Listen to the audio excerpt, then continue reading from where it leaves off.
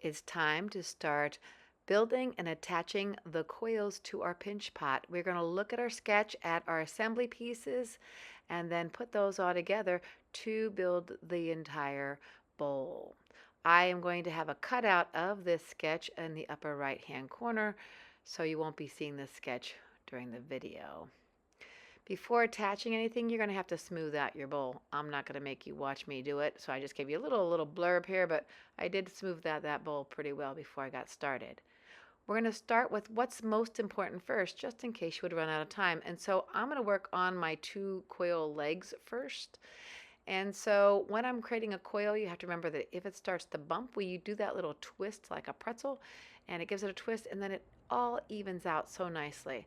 I want this to be a thick coil, and a thick coil won't dry fast enough for us, so I have to hollow that out. That's why I'm putting a pencil inside. I'm going to use a pencil for a couple rolls. It keeps that coil shape, but that's not quite thick enough. I do check it against my ruler for diameter, so I'm choosing the end of my needle tool to make it a little bit thicker.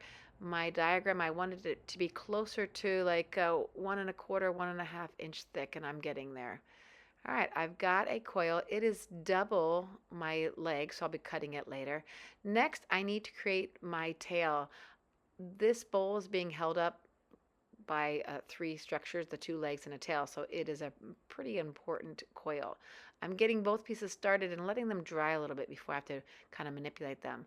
Like I said earlier, it was one coil for two legs, so I'm going to carefully slice it without smushing it to get my two legs. Now I'm going to have to attach this, and it's attaching onto a curved bowl, so I am going to cut it on an angle. So I'm doing a little easy, gentle slice there to make it fit nicely on the curve of the bowl. I want to make sure always I'm double checking against my diagram, against what I had planned out in my head, and make sure my measurements are good. And of course, much easier to fix my coils before I attach them onto the bowl, so I'm going to make them, they're decent shapes before I get them on there. I'm going to start the attachment. It's like all of our attachments. I laid it down. I traced around it lightly with my needle tool. I didn't cut through. Then I'm going to use a scoring tool. You could use one of the multi-wired ones, or you could use your needle tool, but either way, you must score pretty deeply, especially if your bowl has started to dry out. Mine has started to dry out, and I need the coil in the bowl to be the same moisture level. So first I'm going to add some water into the scores of my bowl to hopefully kind of soften up that clay a little bit. Otherwise, they will not join, and they will dry at different rates and then separate much easier when they start to dry. So I'm adding first water, and then I'm going to put in some of that extra thick slip on top. I do need to score two pieces. Any two pieces I'm going to join together, I do want scores on. My coil leg was just created, so it's much softer. So I just did the scores and a small amount of slip on it. To get them to join, I actually want to wiggle it to get those grooves to kind of interlock. And then look at that. We have so many tools. I'm going to use a variety. You're going to use whatever tool works for you. The goal is to blend the two pieces of clay so they become one. Often, if my clay is a little bit on the dry side, I'll even add extra scores to kind of bring some of that clay down. But I'm going to blend it in. I'm going to drag one piece of clay from one to the other and try to make them become one.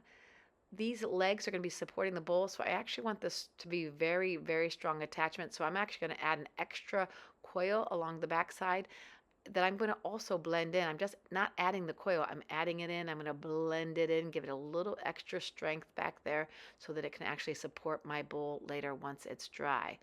Now I've done this once, so I'm going to just do it a second time, and you're going to watch. I'm going to speed this video up like crazy.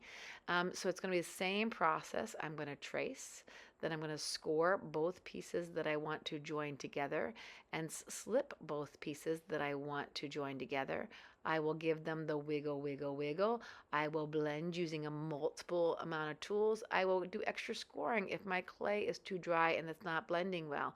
To make sure that the attachment's good and can support my structure, I'm adding in that extra bonus coil towards the back. So far I've got two of my supports for my bowl. I'm going to need to get that third one going, and that's my tail. I like to keep my surface nice and clean so I'm not getting a bunch of clay crumbs on it. This I'm just kind of speeding up because the process is the same. I'm just trying to figure out where do I want my tail to be. I'm going to line it up. I'm going to double check my measurements. I'm going to trace around it. I'm going to do scoring of both surfaces that I want to join together. This was also dry, so I did water, then slip. My coil leg was a little bit moister, so I just did some scores and some slip. And I'm going to do some smoothing and some rounding out. I did do some cutting out of some of the extra work I did on here because again, it's all the same. It's just me doing the same process, just like you'll be doing the same process over and over again whenever you're doing an attachment. The key is you do the attachment, but then you're going to go in and you're going to kind of figure stuff out. What I do want to point out here is I had a plan for my tail on my sketch that I changed my mind on. So anytime you change your mind, please go back and then cross out things on your sketch, make some adjustments.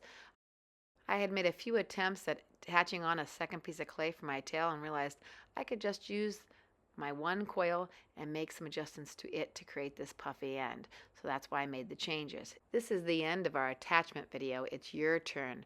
Take a look at your sketch. Look at your assembly pieces. Make a plan. What's the most important parts to get made first? Make them, get them attached thoroughly. Then we'll come back and talk about adding your detail. The relief. You must have that raised relief and some sunk relief and some pattern. And as always, we want to make sure there's good craftsmanship the whole way through.